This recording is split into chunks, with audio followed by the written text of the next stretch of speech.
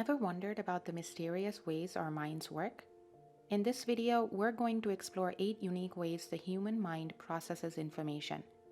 These psychological oddities of the human mind continue to fascinate many. After all, who we are is largely due to the way we think and what we believe. The human brain is a complex organ that has unlimited potential for greatness and the potential for unthinkable destruction. There are so many unanswered questions about the human mind, but one of the most important among them that we have yet to find answers to is why we are the way we are. So let's look at some of the fun and interesting ways our brains work. Anchoring bias. This is a type of cognitive bias that demonstrates how people tend to rely heavily on the first piece of information they encounter when making decisions, even if that information is unrelated to the decision at hand or is inaccurate. This initial piece of information becomes an anchor, around which subsequent information is evaluated. Imagine you're at a used car dealership looking to buy a pre-owned car. You find a car you're interested in and the salesperson approaches you. The first thing they mention is the original price of the car when it was brand new, which was $50,000. Now the car is a few years old and has some wear and tear. The salesperson then tells you they're willing to offer a discount and they suggest a price of $30,000. Even though you initially had no idea about the car's value, the anchor of $50,000 original price has now been set in your mind. As a result, you might perceive the $30,000 price as a significant discount compared to the original price. However, in reality, the current market value for similar used cars might be around $25,000. Due to the anchoring bias, you might be more likely to accept the $30,000 price even though it's higher than what the car's current value suggests. The initial anchor of $50,000 has influenced your perception of what is a reasonable price for the car. Emotional contagion. Did you know that you can catch emotions from others? Meaning that if someone around you is happy, stressed, or sad, you're likely to feel similar emotions. Think back to the last time you were with a group of friends and one of them started to laugh hysterically to a joke. Watching them laugh, you too began to laugh, even though you may not have found the joke all that funny in the first place. It's like the saying goes, laughter is contagious. This is also true for when we see someone crying. We are emotionally impacted and mimic those emotions, even if you're not consciously aware of it. This is why we all cried at the end of the Titanic or laughed until our stomachs hurt watching the Bridesmaids movie. Emotional contagion is based on our brain's tendency to automatically mirror the emotions of those around us. It's a social bonding mechanism that helps us connect with others on an emotional level. Illusion of control. Say you're a devoted fan of a sports team. Whenever you watch a game, you wear your lucky hat that you believe brings good luck to your favorite team. You never fail to wear this hat during every game, and you genuinely believe your actions influence the outcome of the game. Your lucky hat has nothing to do with the performance of your favorite team. In fact, the outcome of the game depends on the skills of the players, their strategies, and various other factors unrelated to your superstitious beliefs. The illusion of control can lead to behaviors like superstitions, excessive risk-taking, and overestimating one's influence over events. It's a cognitive bias that stems from our innate desire for control and predictability. While some level of control can be present in certain situations, it's important to recognize when the belief in control becomes unrealistic or irrational.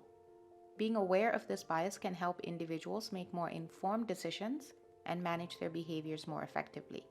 The Zeigarnik Effect.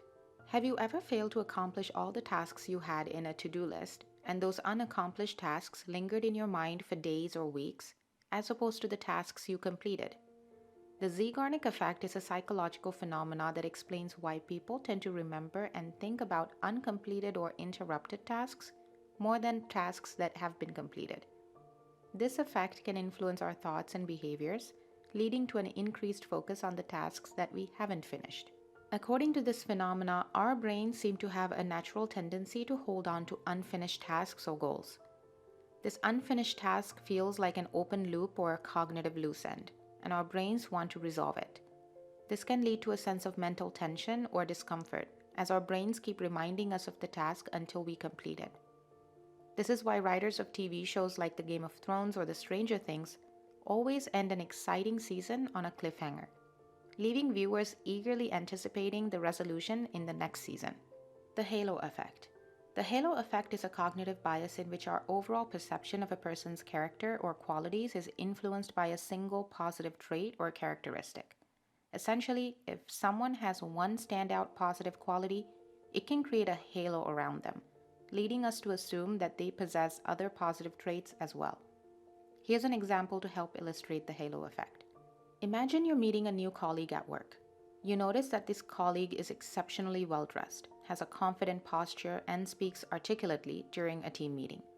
Because of these impressions, you might unconsciously assume that this colleague is not only professionally competent, but also friendly, intelligent, and hardworking.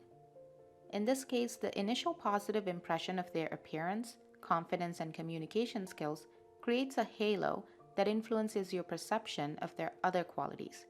This means you might give them the benefit of the doubt when it comes to their skills and traits that you haven't directly observed. Self-fulfilling prophecy. Imagine you have an important job interview. You believe you're not very good at interviews and expect to do badly. Due to this negative expectation, you approach the interview with nervousness and self-doubt. During the interview, your lack of confidence leads to stumbling over answers, appearing unsure, and giving off an overall impression of being unprepared. As a result of this, your interview does not go as well as it could have. The interviewer senses a lack of confidence and interprets it as a lack of qualifications or enthusiasm for the role. Unfortunately, you do not receive a job offer. Isn't it funny how our brains either make us successful because we believe we're going to be successful, or make us fail because we believe we will fail? That is why it is important to always approach things with positivity and hope. False memory syndrome. Now imagine recalling a memory from your childhood. Say you vividly remember a family picnic at the park when you were around 5 years old. In your memory, you see your parents, siblings, and even your favorite pet dog all having a great time.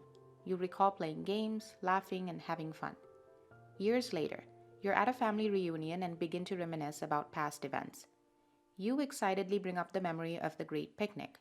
However, to your surprise, your family members have no recollection of that specific event.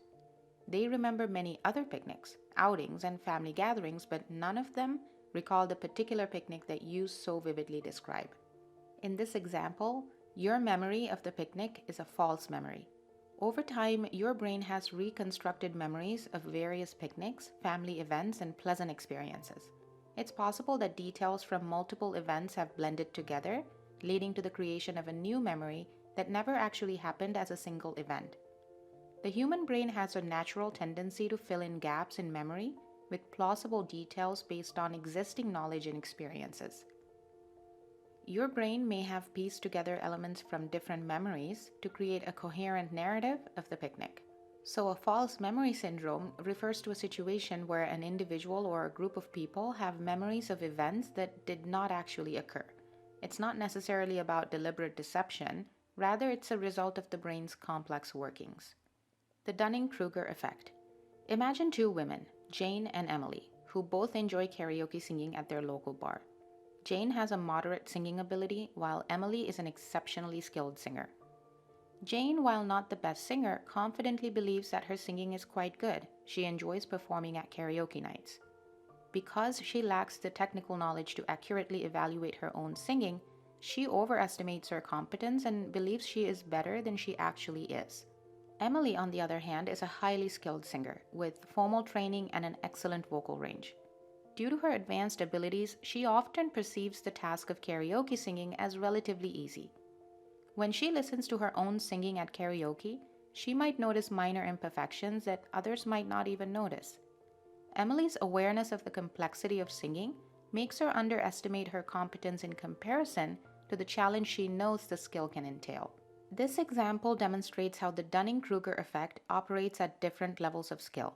It illustrates how individuals with lower abilities tend to overestimate their competence due to a lack of knowledge about their limitations, while individuals with higher abilities may underestimate their competence because they project their own proficiency onto others. These are just a few of the amazing ways the human brain works. So if you enjoyed this content and want to see more content like this, feel free to leave a comment and let us know. We look forward to reading your comments and suggestions. Also, don't forget to subscribe to the channel to watch more content like this and hit that like button, because it really helps us grow and continue to do more content like this. As always, don't forget to spread loving kindness to all beings around you. See you next time.